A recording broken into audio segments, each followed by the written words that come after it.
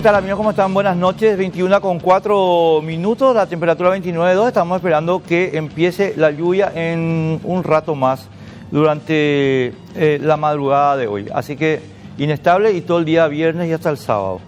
El Banco Atlas tiene todo lo que vos necesitas para seguir en tu casa sin problema durante este periodo de cuarentena y de restricción de circulación. Vos tenés la posibilidad de ser mucho más digital con la app del Banco Atlas, que puedes bajar a tu compu, el Home Banking, o a tu teléfono, el Atlas Móvil o Mobile, como quieras. Esto te habilita a hacer todas las operaciones que querías, que normalmente haces yéndote al banco, no hace falta, puedes hacerlas en tu casa. Si vos querés hacer alguna consulta sobre algunos aspectos particulares que querés conocer con más detalle, 021-217-5000, o si no querés hablar por teléfono, whatsappeás directamente 0973-217-500, para que estés más tiempo en casa. Banco Atlas. ¿Está ya el ministro? Benigno López, ministro de Hacienda. ¿Cómo te va, Benigno? Gracias por estar con nosotros.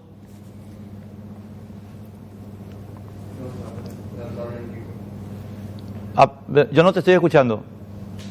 Sí. Un ratito, amigos, estamos todos en home working, incluido el ministro. Así que vamos a ver. Ahora, habla un poco, Benigno, por favor. ¿Cómo te va? Hola, Enrique, ¿cómo estás? Bien. ¿Cómo estás vos? Todo bien, gracias a Dios. Un saludo para vos y para toda tu audiencia. Te escucho un poquito engripadito, ¿puede ser, perdón? No, estoy cansado, no. Bueno, no te saco más tiempo. Tengo 5 preguntas muy puntuales. Benigno, te agradezco muchísimo la deferencia de atendernos. Primera cuestión que quería definir un poco contigo.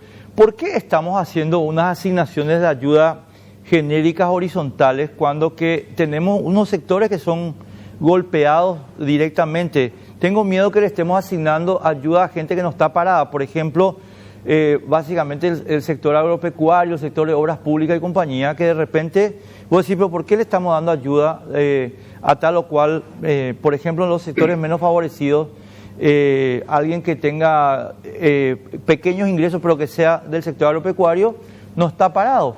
Y hacemos eso genérico en vez de ver un poco que hay sectores golpeados en toda la escala, grande, media, chica, de la economía.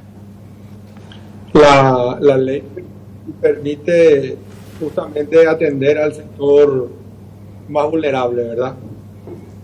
Entonces, en esa lista se está trabajando y se tiene que coordinar para que sea una lista eficiente. No hay en esta ayuda asistencia al sector de la construcción o al sector agropecuario. Tiene otro proceso en otra ley de asistencia a la actividad campesina, ¿verdad? Pero en este paquete de leyes, en esta ley que sacamos, no hay un aporte de a un sector más con más poder adquisitivo que estoy diciendo. Está determinado en la ley a dónde puede llegar, ¿verdad? Claro, me refiero yo no tanto a estas ayudas que tiene que hacer la SEM tan discutidas últimamente, sino en general el paquete para, digamos, que vaya directamente a los sectores que sí están golpeados. Porque, digamos, voy a usar una definición muy práctica, que es la del decreto presidencial del 3476, que dice, bueno, estos sectores pueden seguir trabajando. Esos sectores y todas sus familias dependientes no están teóricamente afectados. Entonces, que no se vaya ningún guaraní para ellos. No, y para el sector que no está afectado no hay asistencia, ¿verdad? La ley fue promulgada hoy, se está trabajando en la reglamentación. A lo que mejor lo que confunde es lo que estamos analizando desde hoy en atención al kit que se va a entregar el martes, que hoy habíamos visto con el presidente si era posible incrementar o si podía ser parte de esto. Y eso es lo que yo anuncié, de que estamos estudiando esa situación, pero siempre para el sector carenciado. Benigno. O al sector que haya parado, que esté sin trabajo, para que no tenga ingresos, al cuenta propista. Medio hacia ahí va la idea de la ley. Claro, no, correcto. Y yo lo que espero nomás es que en las decisiones reglamentarias que ustedes estén tomando sobre este tema se se enfatice eso, ¿verdad? Se ponga más énfasis en eso, porque acá creo que hay gente que quiere aprovechar la cosa. No, y eso es una pena que en casi todos las órbitas, todos los aspectos que afectan a esta situación, hay gente que se quiere aprovechar, de eso no nos vamos a escapar. La idea es generar los procesos para que mitigar eso y que sea lo mínimo en caso de que ocurra. Pero con respecto a la asistencia social, es justamente va destinada al lugar donde se sienten impactados por lo que está pasando con el virus. Correcto. Benigno, ya que hablaste del virus, dame un segundito porque tenemos el tuit del ministro de Salud sobre la actualización de datos. 78 muestras, 11 positivas. 7 de gente que viene del exterior, 3 del primer caso que vino de Ecuador, 1 que es comunitario. 4 están internados, 1 de alta, los restantes en su casa. Elevamos a 52 las personas que están afectadas en nuestro país. Es lo que acaba de actualizar ahora el ministro Julio Mazzoleni. Gracias, Benigno, por la pausita esta, pero teníamos que poner esta información. Así que volvemos. No, es muy importante. Sí, señor. Volvemos contigo. Ahora, esta mañana nosotros estuvimos hablando con varias personas, con Pablo Seitz, con Derlis Maidana y compañía, sobre este último aspecto que vos estabas mencionando, el tema de las cautelas que se tienen que tomar para evitar el desvío de recursos. Yo sé que vos hablaste ya de esto con Roberto y con Guillermo, pero a mí lo que yo no encuentro todavía, Benigno, es una herramienta formal para generar la revisión y para generar la denuncia. Esa parte todavía no me está cerrando a mí de la película. A lo mejor estoy equivocado, ¿verdad? No, yo creo que esto es muy nueva la ley. Te explico el fundamento, ¿verdad? El fundamento de la norma para darle toda la potestad al ministerio para elegir y decidir, inclusive comprar de manera directa, es por la escasez de los productos en esta situación. De repente ellos tienen la propuesta de ciertos productos, como no pueden enseñar, como no pueden apurar el proceso, se pierde. Y cuando se pierde es difícil de recuperar. Entonces la idea es un desafío, entiendo perfectamente tu preocupación, es la nuestra. La idea es congeniar la rapidez en la decisión y en la posibilidad de comprar para que no se quede sin los insumos o equipos o medicamentos que esté necesitando, y a la vez necesita un control. En ese sentido, hay sistemas de control que están desarrollados en la propia ley. Hay todo un capítulo que habla de control y transparencia.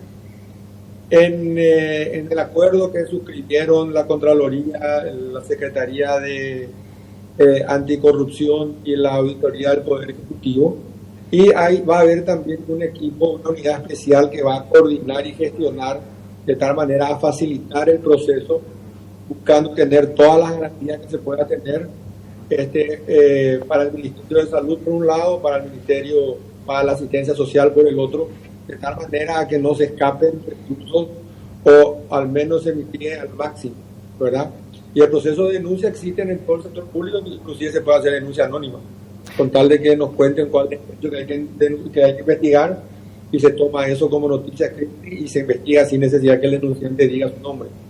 Claro, ahora Pablo Seitz nos decía esta mañana, Benigno, que hay un problema ahí en que los procedimientos de denuncia sí generan un proceso bastante largo hasta que eventualmente se recupere lo distraído, ¿verdad?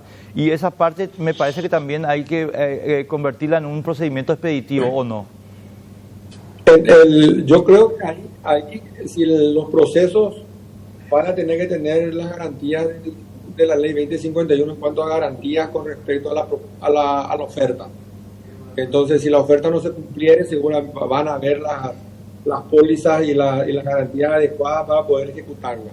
Ahora, si se trata de un proceso, un sistema o un esquema fraudulento que busca desviar los recursos, eso lamentablemente va a ser ex post y vamos a tener que tomar las medidas para evitar que eso ocurra, ¿verdad?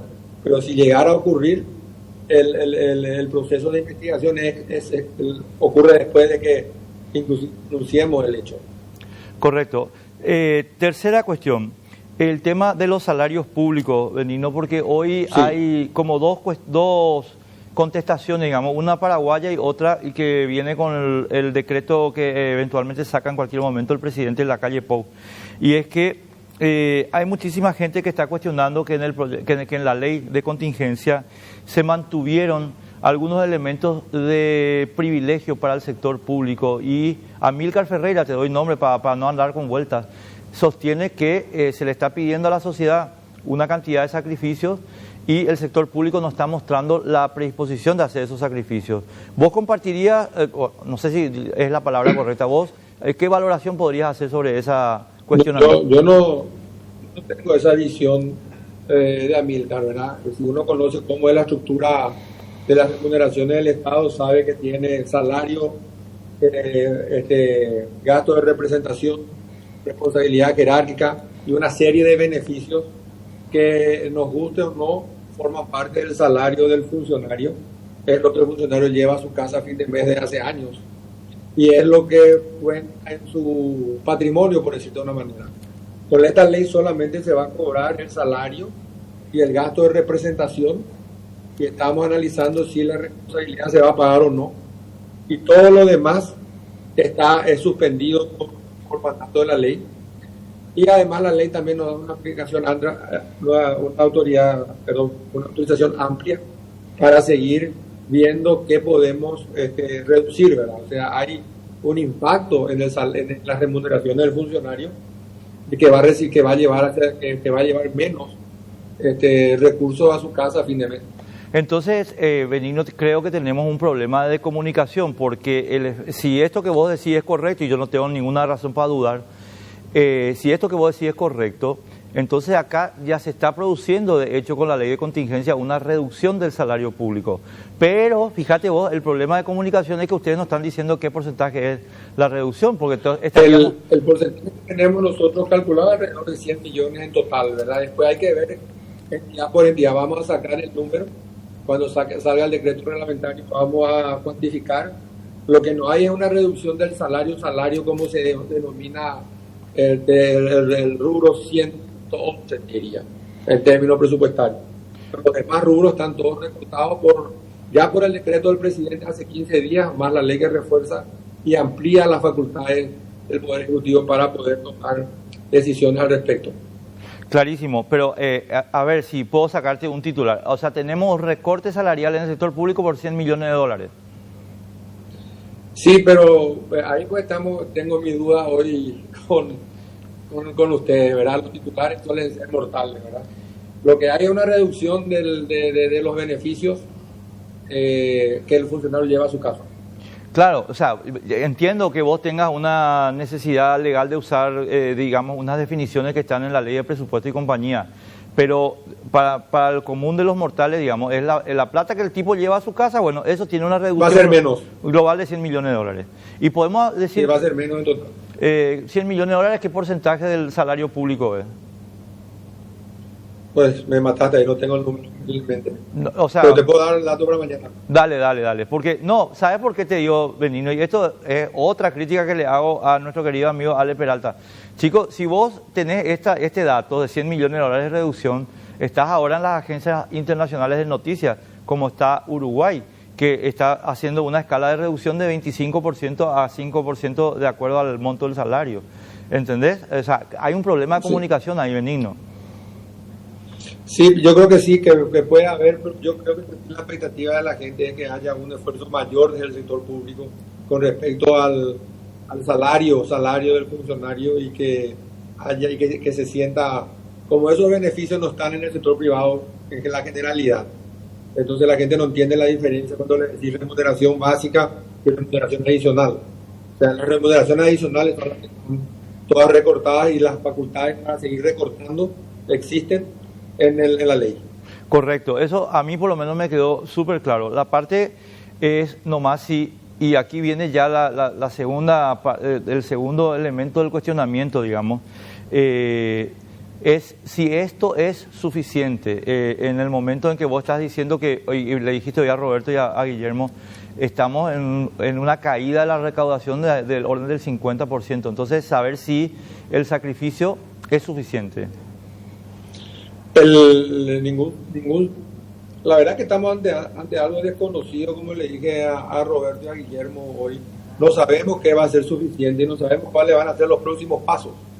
Entonces, ¿qué otras medidas iremos tomando en la medida que esto no tenga una recuperación en B corta, sino en una recuperación en U?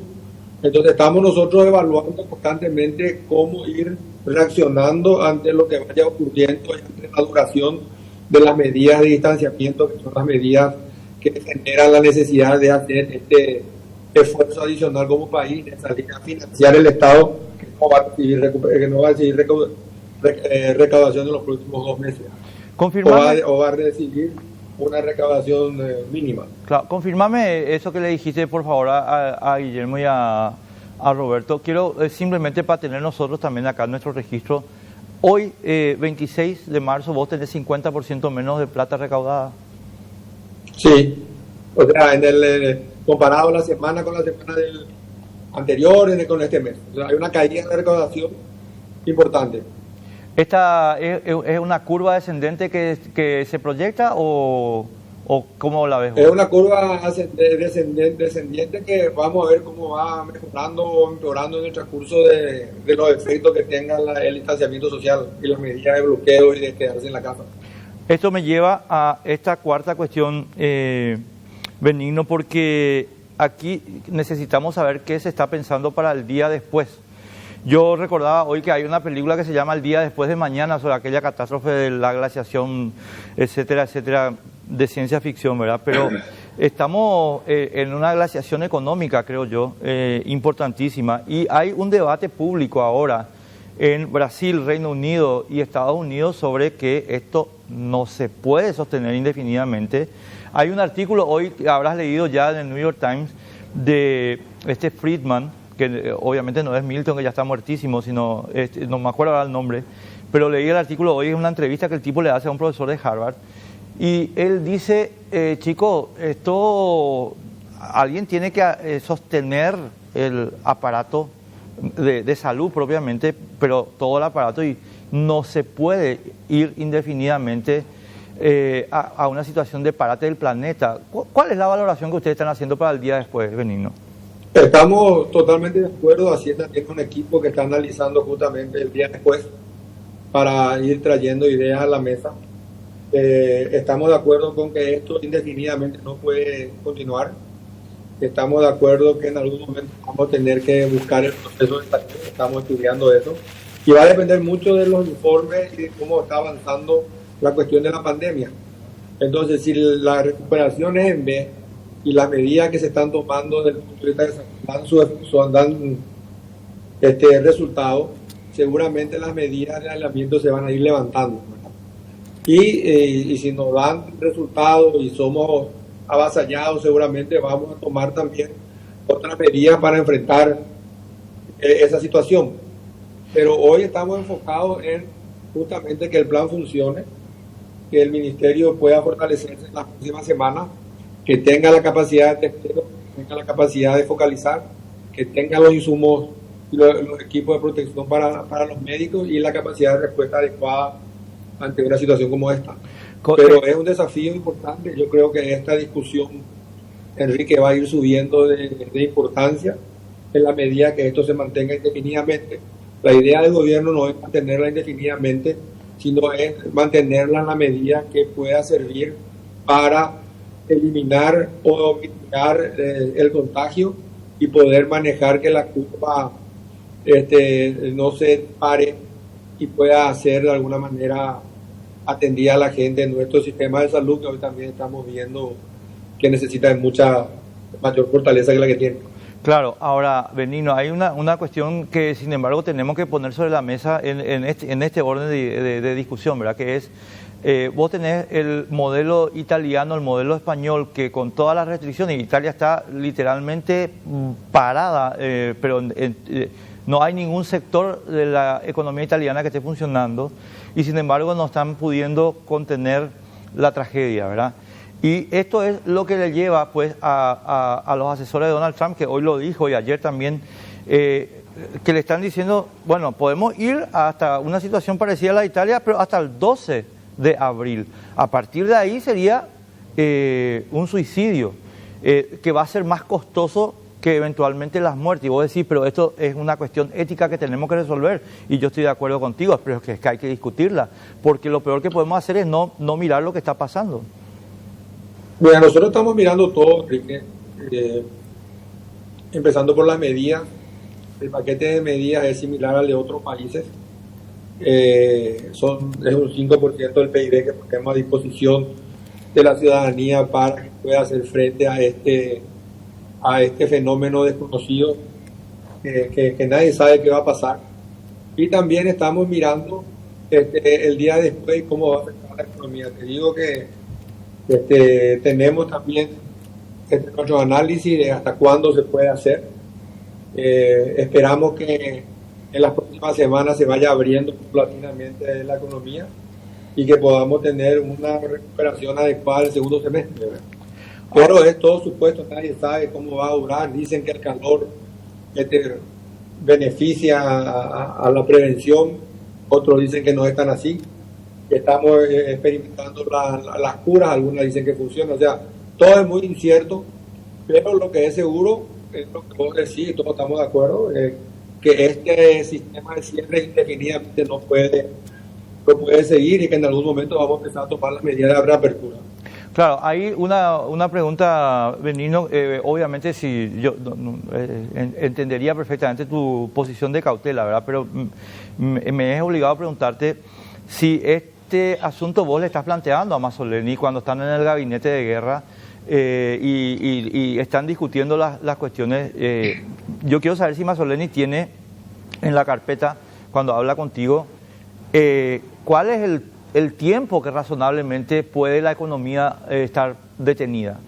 ¿Cuál es el tiempo que razonablemente él tiene para operar con su sistema de salud mientras la economía está detenida? ¿Hay ese tipo de discusión? Tenemos esa discusión. Justamente la ley es fundamental para resolver el problema. El proceso de compra que tiene, como bien decís vos, tiene un cierto riesgo, pero confiamos en que la gestión va a ser eficiente para enfrentar esto. Y en la medida de que esto vaya incorporándose al presupuesto a través de test, medicamentos, insumos, esperamos que vaya liberándose de este proceso de cierre total. Discutimos bastante con Julio, tenemos una relación muy directa para entender él la posición mía y yo la suya, y así vamos asesorando al presidente, ¿verdad? Hasta ahora las medidas fueron de acuerdo al plan que hicimos, ¿verdad? Cuando tuvimos la primera reunión donde sugirió el cierre acá hace ya casi 3 semanas, 2 semanas y media, estos temas se discutieron, ¿verdad? Y se hizo que el plan iba a ser ese, cerrar para evitar que la curva se dispare, para aligerar al sistema de salud que tiene muchas necesidades, y mientras tanto fortalecer el sistema y evitar las muertes. En ese interín se había pensado de seguir esto así, habría que aligerar la carga del ciudadano en lo que se pueda y financiar el Estado del funcionamiento en momentos donde no iba a recibir recursos y donde teníamos que generar un presupuesto diferente para el Ministerio de Salud y para todo el proceso de protección social. Y ese plan que ideamos hace 3 semanas lo estamos cumpliendo y hay que ver cómo se va desarrollando en los próximos días cuando este plan tenga su ejecución, su coordinación, su control, su eficiencia, para poder cumplir la segunda parte, que es fortalecer todo lo que sea salud para poder ir liberando a los sectores de la economía. Yo creo que eso va a pasar en un tiempo que deba pasar, como estoy de acuerdo con los expertos. Esto para siempre no va a ser, ni indefinidamente tampoco. Claro. Las próximas semanas seguramente tendremos una fecha adecuada para poder decir, a partir de tal fecha podríamos empezar a tener una vía un poco más social. Claro, una última sobre este asunto, solamente nosotros te cuento que hablamos yo hace 3 semanas que no hablo con Julio, supongo que está recontra sobrecargado, pero hablamos sí con la gente que trabaja con él íntimamente y ellos están esperando, Benigno, o estaban esperando, este es el dato que quiero consultar contigo, ellos estaban esperando que el pico llegue a entre mediados y fines de abril, ¿verdad? Que la curva siga ascendiendo hasta mediados o fines de abril. ¿Ellos te modificaron esa curva ya o estamos hablando siempre de la misma perspectiva? Es la perspectiva que se tiene, ¿verdad? Lo ideal es que para esa época ya tengamos la preparación para que sean los procesos más focalizados hacia los sectores más vulnerables y tener esa estrategia hacia adelante. Claro, que exactamente, entre paréntesis, quiero contarle a la gente que nos está viendo, es lo que está planteando Donald Trump, una estrategia más focalizada para los sectores vulnerables y ir poniendo de vuelta en funcionamiento la economía. Ahora, Benigno, la consecuencia directa de esto que estamos hablando es una cosa que también ya te consultaron, pero yo quiero un poco más de detalle. Esto a la larga vamos a tener que pagarlo, ¿verdad? Y la pregunta Sí. es, en el día después, ¿quién va a tener la mayor carga del aumento tributario?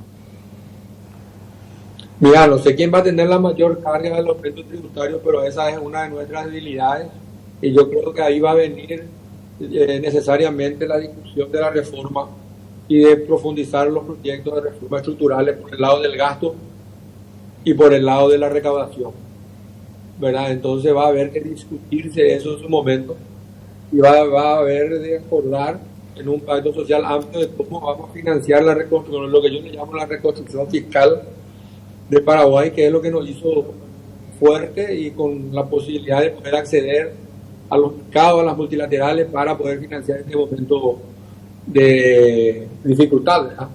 Y yo con todos los que hablo digo lo mismo, hoy el desafío es cruzar el río y ya llegará el momento de acá a poco hablar de cómo vamos a enfrentar hacia adelante los efectos de esta situación.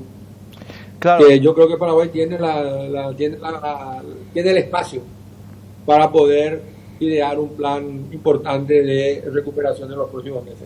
No, yo no tengo ni una duda de eso, Benigno, y sinceramente, mira, yo no quiero...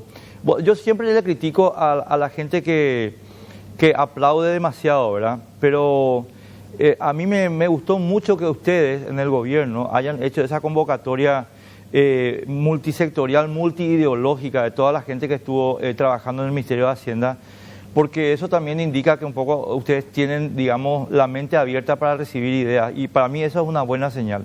Pero acá creo que, Benigno, lo que pasa es que con el tremendo peso de sacrificio que le cayó a una parte importante de la sociedad, yo te preguntaba el tema bien de la carga y del tributo, quién va a pagar la cuenta, porque sinceramente, Benigno, y aquí te lo digo con mucho énfasis, vos ya me escuchaste esto 20 veces, aquí el Estado es el que tiene que asumir la mayor carga. Sinceramente te digo, nosotros no podemos seguir con el nivel de dispendio que hemos llevado hasta ahora.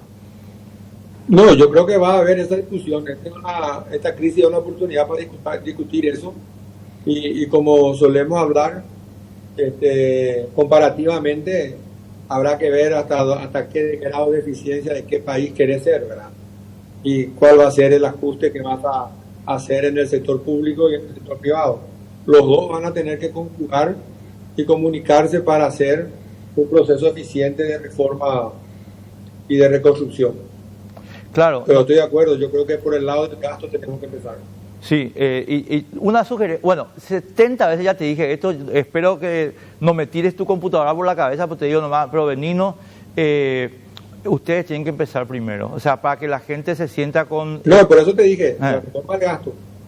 Por eso. ¿Verdad? No, sí, yo te diría que también, no quiero hacer propaganda, no momento de propaganda, pero yo no recuerdo muchos presidentes que hayan vía decreto, como el año pasado cuando ocurrió esos aumentos que no se podían justificar en el presupuesto que discutimos con el Senado y llevamos hasta el tribunal la discusión. También este año, cuando empezó el año, sacamos los decretos de reducción de los beneficios. O sea, la convicción está. Yo nomás soy de la tesis de que en este caso debe ser gradual y debe ser un proceso que permita ir a la verdad del problema, ¿verdad? La verdad del problema es la ley del servicio civil. La verdad del problema es que no tenemos un sistema real de meritocracia. La verdad, el problema es que si vos sos futbolero como vos sos, media tabla para abajo, sin calificación, sin experiencia, sin competencia, gana mucho más que su par en el sector privado. Y la media tabla para arriba, donde tenés que buscar la gente que lleva adelante los procesos, gana absolutamente a la inversa. Entonces, todo ese proceso, como siempre decimos, nos queda unos 10 años donde un 40 o 45% de los funcionarios se van a ir.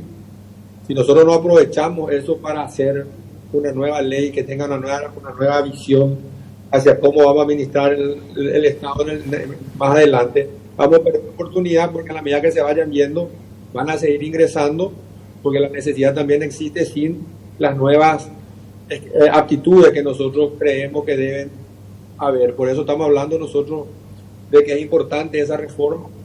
Ese proyecto de ley que teníamos estudiado se está estudiando a un paso más lento, porque es la misma gente que la que hace todo en Hacienda.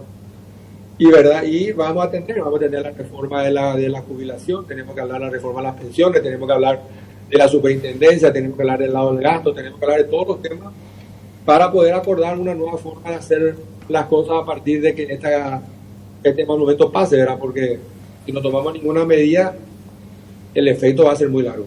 Claro, ahora una cosita más sobre el punto nomás y después ya te paso a la última pregunta. Benigno, ¿sabes lo que pasa? Viste, te voy a tirar ese lugar común, ese trillado dicho que dice lo siguiente: la crisis pues, es una oportunidad.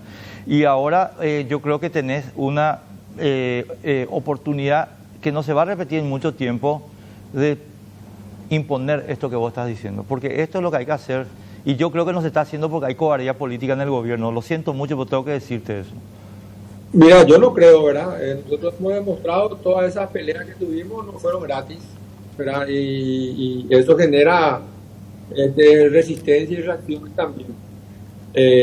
Si vos hablas de una cobardía política general del Estado, en tomar en serio el tema de cómo vas a pagar en el sector público, tal vez puede ser que haya temor en ciertos lugares, ¿verdad? Pero yo creo que ese lugar y esa reforma es clave, pero para hablar después, cuando esto esté de alguna manera resuelto y la economía esté empezando a funcionar, porque ahora si metemos eso en la ecuación va a ser muy complicado llevar adelante las dos cosas.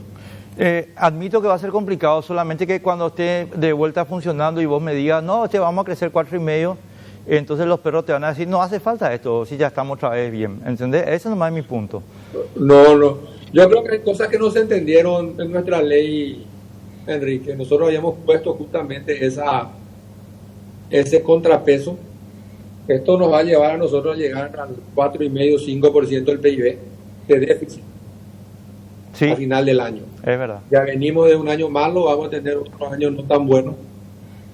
Nosotros habíamos colocado o propuesto como ejecutivo la convergencia al 1,5 en 4 años, y habíamos puesto como un contrapeso que en ese tiempo no haya aumentos salariales, con excepción del fortalecimiento del capital humano, médicos y enfermeras.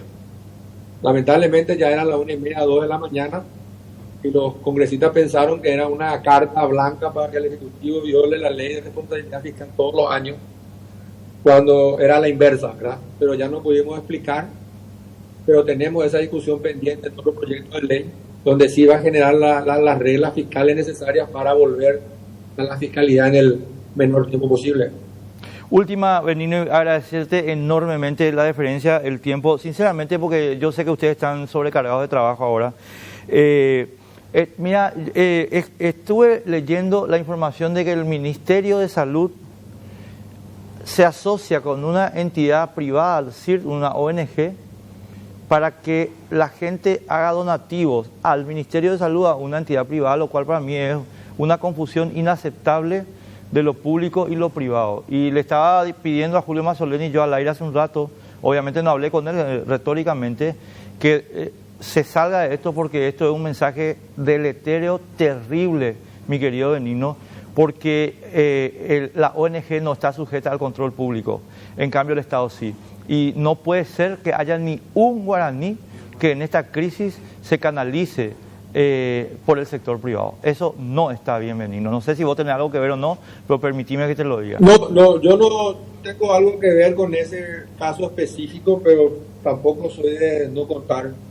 Yo creo que tenemos que tener a alguien que nos ayude a generar la confianza hacia la gente que nos damos nosotros mismos. Pero tenemos que buscar alguna suerte de que alguien esté mirando el proceso también. Y ahí estamos viendo con quién hacer eso y si eso va a ser viable o no. Porque como tenemos tantas liberaciones en la ley, tantas facultades que nos dio el Congreso, a quien le agradezco que haya resuelto estos días, también tenemos que buscar los sistemas de control adecuados que generen confianza en la gente. Tal vez no sea este, pero vamos a buscar otro, ¿verdad? Pero tenemos que encontrar algo que dé tranquilidad, que nosotros no estamos acá por el botín de dinero que tiene que ser, que tiene que llegar eficientemente a la gente que necesita y a la gente de salud para combatir la pandemia. No, yo estoy de acuerdo con eso, es que no estoy, o sea, totalmente de acuerdo. Lo que pasa es que esa gestión de transparencia no puede ser una ONG, con todo respeto para Julio, y si vos le podés decir, no puede ser una ONG, eso está mal. Porque, entre paréntesis, ¿por qué no se hizo una licitación para las ONG? ¿Quién se cree CIR para llevar los fondos que van al ministerio de parte de la solidaridad de la gente? Eso. Pero yo no sé ni siquiera si es así, no sé, y no sé si es con cargo también, no sé si es a costo. No, aunque sea gratis, porque yo no sé. Voy a ver mañana. Porque yo no sé, yo no puedo revisar esa cuenta bancaria y vos tampoco, porque es privada. ¿Entendés mi punto? Eso nomás es. Benigno. De acuerdo al contrato, Enrique, si haces un buen contrato vas a poder revisar todo. Poner nomás que sea público y todo bien. Entonces yo no te puteo y todos seguimos felices. Benigno. ¿Vas a cumplir eso? Sí, te prometo. En ningún tema. No. Eso, en este tema. Bueno. Benigno, abrazo, gracias por estos datos, gracias por tu tiempo. Otro para vos. Dale, Benigno López, ministro de Hacienda. Nos vamos a la pausa y estamos de vuelta.